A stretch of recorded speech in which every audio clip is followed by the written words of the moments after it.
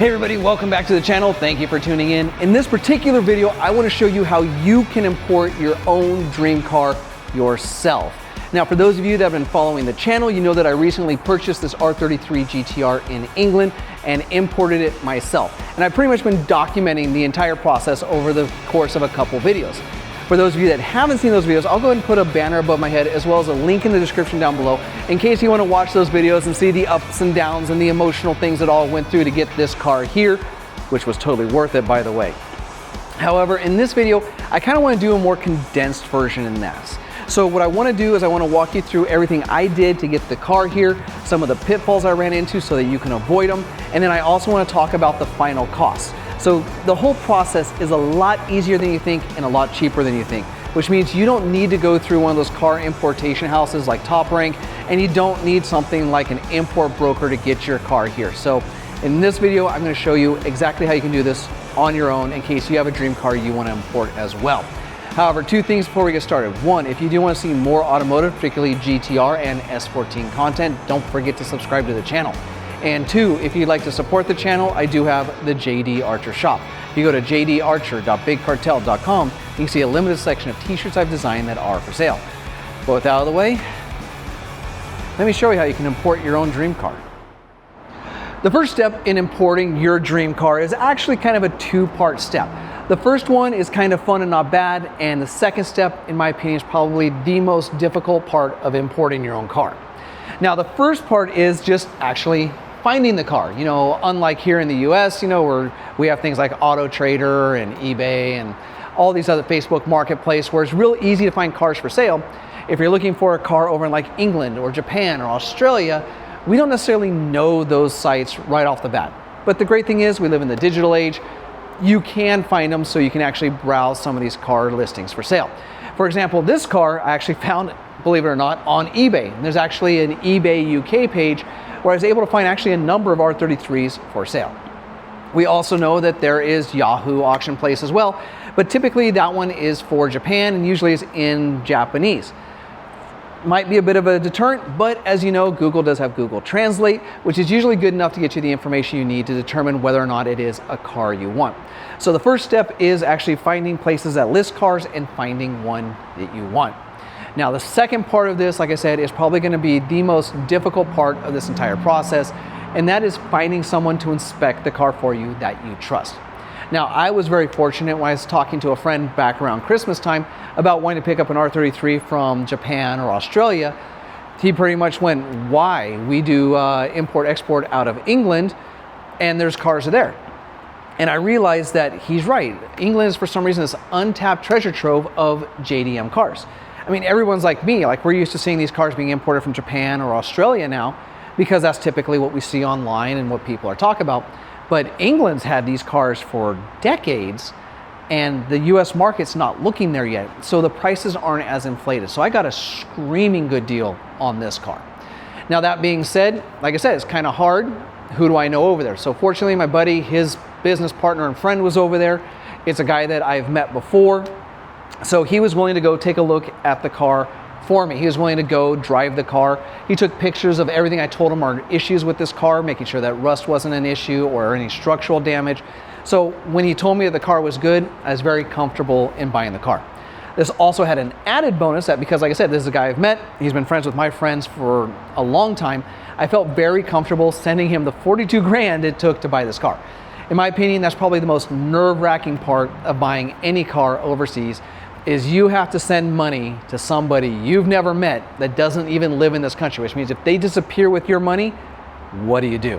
So like I said, I was very, very lucky that I had Adrian over in England. He's a very trustworthy dude, very solid guy, also a wrench head. So I was very comfortable knowing that he was going to use the money as I intended, and also the car was solid. Now, if you're not like me, you're not lucky enough to have that type of connection, this is where you are going to have to step out into some sort of house. Now, I know places like Stacked and a few others for a fee will go inspect any car that you want and basically facilitate the transaction and make sure the car gets on the boat. Now, I've heard very good things about Stacked, but if you're going to deal with any other company, make sure you do a check, make sure they're reputable.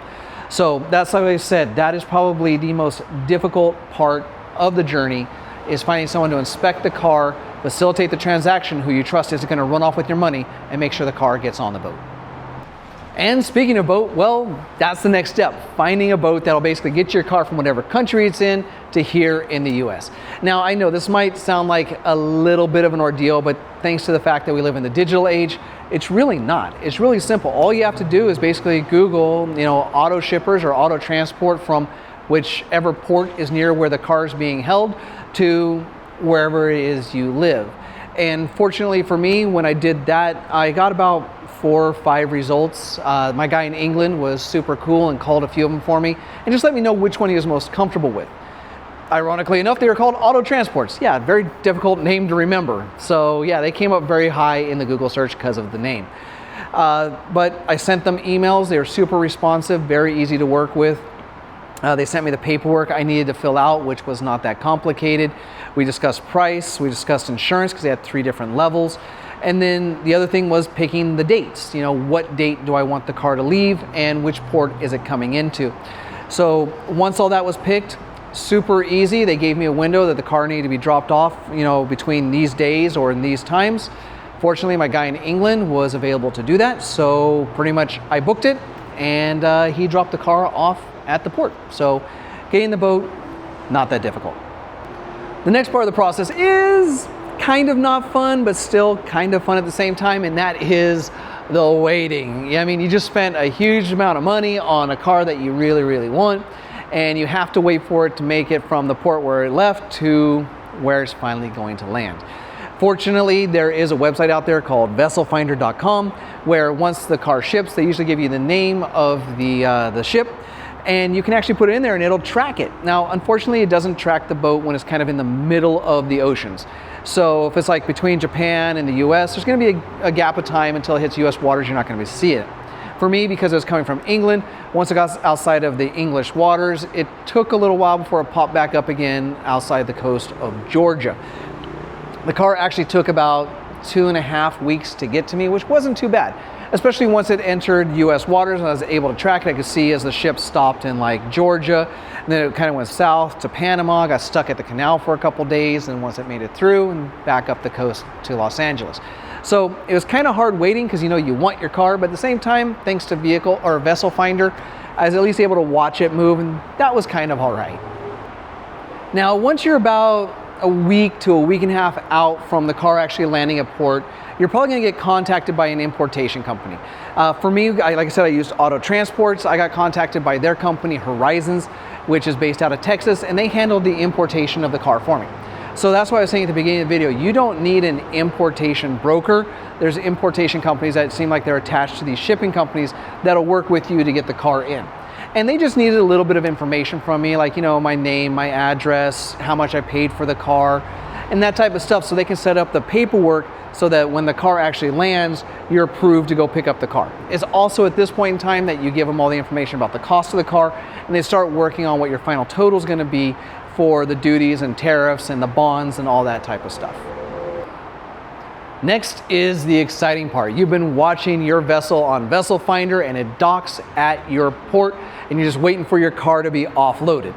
Usually it takes a day or so because it goes through customs. In my case, I got hit for an intense inspection, which made me cringe because it took a little bit more time. It also meant that they took parts of my car apart, and you can watch videos on that because they did not put it together properly, but it is something you have to deal with when you're importing a car.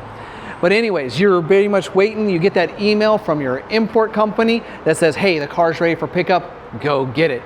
And you think that's awesome. I'm just gonna drive down to the port and get my car and that's it. But there's one more little thing you need to do, and that is find somebody with quick access to get you on the port. In my case, the importation company recommended somebody. He was $75. Great, got me onto the port, no problems. You can actually get a quick access yourself. It's basically the equivalent of like a TSA pre-check if you fly a lot. And all it is a deep background check that says, look, you're a safe person, you're not gonna mess with anything on the port, you're not gonna do anything weird, and you can do it yourself. Apparently it takes usually about a month to a month and a half to get a quick access. So if you are thinking about importing a car and you don't want to pay someone else to do it, you can start now, or you can just do what I did, like $75, not that big of a deal. I paid someone to get me on. He took me to the customs office. The custom officer took a look at the paperwork that the import company had emailed me, Everything was copacetic. He stamped it, he signed off on it, and off I was to find my car, because the port's actually pretty big.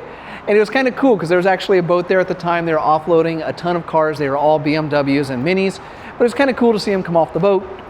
And then kind of tucked off into the corner was my car with a few other ones. This bright red car was just so hard to miss amongst a sea of white, silver, and black cars. So super exciting to see. Pretty much got in the car, my keys were in it, which is a little nerve-wracking if you think about it. It means anybody could have hopped in the car, but it was there. Drove out of the port and the car was mine. So like I said, importing a car is not that difficult. I think anybody can do it. Like I said, the first step, finding a car that you actually want. Second step, most difficult step, is having somebody in that country who you trust to do the inspection of the car and make sure everything's good, and someone you can send the money to who can actually facilitate the transaction and drop the car off at the port. There again, if you're not lucky like me and have someone in another country, there are companies out there that will do that for a fee. Just check to see what it is. Usually it is still cheaper than buying off of their inventory. Then of course you actually have to find the boat. Thanks to the digital age, that's really easy. The internet will get you there. Again, just take a look at reviews, make sure it's a company that's trustworthy. Then of course the annoying part is waiting for the car to get here. And then finally, once it lands, getting the car out of customs and driving it home. So like I said, this is not a difficult process. Just about anybody can do it if you have half a brain in your head. And to be honest, this is something I would recommend doing because it's gonna save you a lot of money in the end. Now it's time to talk about what you're probably all most interested in, and that was what was the final cost to get the car here. Let's be honest, anybody with half a brain and some decent Googling techniques can figure out how to import their own car. But really you're probably wondering, how much does it cost and did I really save any money?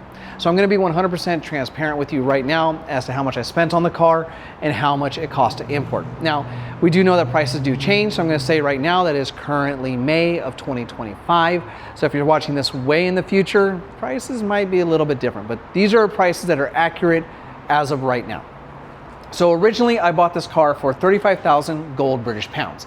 Now I got kind of lucky here because at that particular point in time that I bought this car, which was mid-January, the gold British pound was in a bit of a decline. So when I bought it for 35,000 gold British pounds, it ended up translating to $42,799. Very fortunate because about a week or two later, Trump started making some comments about the tariffs and the gold British pound spiked or the US dollar dropped, whichever way you want to look at it. And if I'd bought in this car about a week or two later, I would have ended up spending an extra $2,000. So like I said, I got kind of lucky. I got the car before the spike and I ended up saving $2,000. So I got it for $42,799. Next comes the shipping.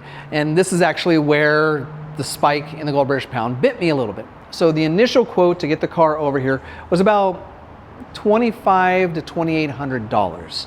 Now, of course, like I said, Trump made his comments about the tariffs, the prices went up, and I ended up spending $3,300. A little bit more, not horrible, but it was a bit of a jump. But the upside is that cost also included the price of insurance. Now, the shipper I used had 3 different levels of insurance. They basically had the basic, the standard, and the premium. Basic, I'm like, I'm shipping a $40,000 car, I'm not buying basic. I went, and then of course you had the standard and the premium, and it really wasn't clear what the difference was, so I pretty much sent them an email.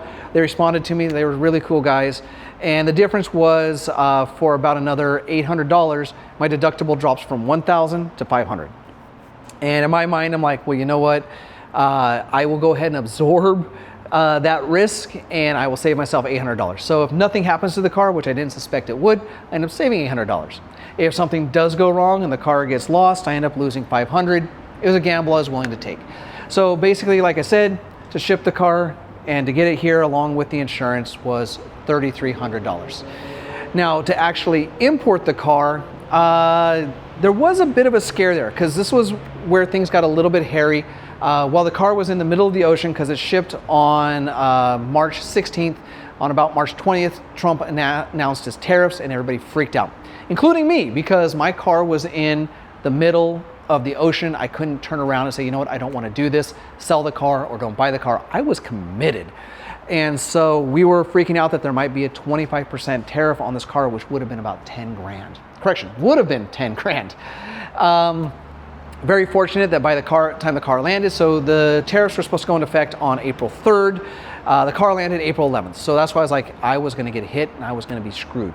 Fortunately, once the document's released, cars that are 25 years old are not subject to that 25-year-old tariff, so I didn't have to pay it. So all I had was a standard 2.5% duty, and then the fees to the importation company, because you have to pay a percentage based on their bond, and then they make a couple bucks on top because, well, they're a business, they need to make money.